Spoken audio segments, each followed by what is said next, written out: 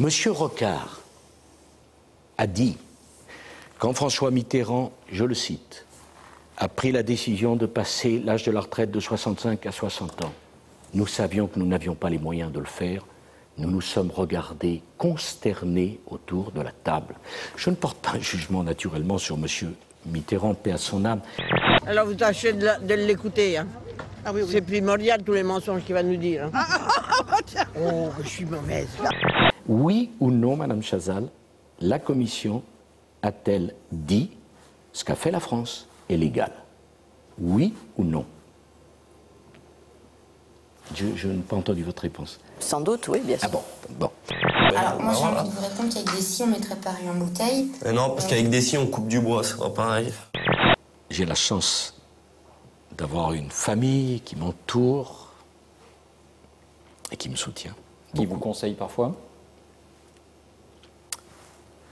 Quand on a la chance d'être marié avec une femme qui a beaucoup d'intelligence, ça serait un grand dommage de ne pas écouter, de ne pas discuter. Les filles, il va falloir dire au revoir à l'un de ces garçons. Il est pas beau, mais avant de dire au revoir, voici... Bernard. Où tu es? Écoutez, Bernard, écoutez. Vous voyez, c'est mieux, des fois, quand vous parlez pas. C'était une grande fierté pour moi de servir mon pays, il faut le savoir. Mais c'est vrai qu'il y avait du mal. Matignon était autiste, François Fillon n'a pas respecté les engagements qui ont été pris. Ceux qui n'étaient pas bons, c'est Roselyne Bachelot. Roselyne, zéro pointé sur la santé, les maisons pluridisciplinaires. Et je ne le dis pas encore une fois pour blesser. J'avais un problème avec Matignon qui arbitrait... Ça veut dire que Fillon avait de vrais pouvoirs, alors. Ben, en tout cas, c'est intéressant votre témoignage. J'aimerais savoir comment je pourrais faire pour l'empêcher de bouffer l'argent du ménage, monsieur Coll. Avez-vous la réponse? Vous savez... Tout simplement, peut-être avec ce livre. Vous savez, ma chère Bernadette, que vous ne savez pas cuisiner. C'est un secret entre nous, mais vous ne cuisinez pas. La première fois où vous avez fait un œuf sur le plat à Jacques, vous avez oublié d'enlever les coquilles. Je me souviens. Plus que 5 minutes.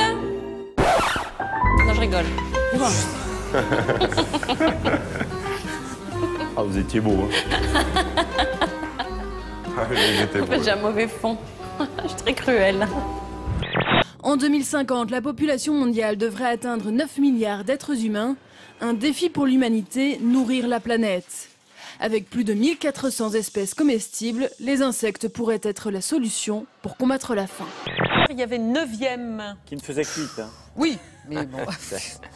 Ah oui. Il a mangé un clown aujourd'hui, Bertrand. Oui. Je connaissais pas l'expression. Ouais. Moi, je suis là pour quelque chose de judiciaire. C'est plusieurs meurtres sur ma famille, avec des fantasmes cannibaliques, nécrophiles et tout ça. Je voulais organiser un festin cannibalique avec les corps de ma famille. Et j'ai été 24 heures dehors, chassé par les hélicoptères et tout ça. Mais je n'ai opposé aucune résistance quand la gendarmerie m'a attrapé. Et merci en tout cas de l'image que vous donnez de la jeune boucherie française. Merci vraiment à vous. Merci à vous. On fout le pelle ou c'est bon? C'est histoire, moi Shakespeare, mademoiselle. Moi touche, et c'est bite. Moi, qu'est-ce que tu dois parler, c'est Sophie. Vas-y, 30 €. Non, touche. Alors ne vous énervez pas, hein, parce que... Et la courbure de ma verge, vous vous en foutez? Mais non! Dernière question, juste de vous à moi. Vous avez vraiment couché avec Brigitte Bardot? Bah, si, elle l'a dit. Ah non, elle l'a démenti, vous l'avez laissé entendre. Oh, mais c'est tout ce que vous avez à dire. Vous avez lu mon livre, lisez mon livre au moins. Donc vous avez bien couché avec Brigitte Bardot? Bien sûr. Bien sûr.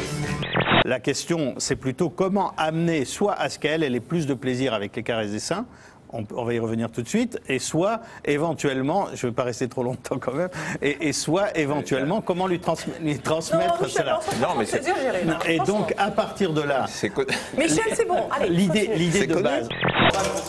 Ça saoule, parce qu'ils nous mettent à poil et ça craint. On a déjà été fouillé 2 fois avant, je sais pas, c'est la procédure, mais voilà, ils nous mettent tout le temps à poil, c'est chiant, quoi. Après, il n'y a rien de spécial, hein. Ils ne nous mettent pas des doigts dans le cul, ils ne nous disent pas de nous mettre à 4 pattes pour voir si on a quelque chose dans les fesses, il n'y a rien du tout. On reste debout, juste un demi-tour, et après, ils nous rendent nos affaires.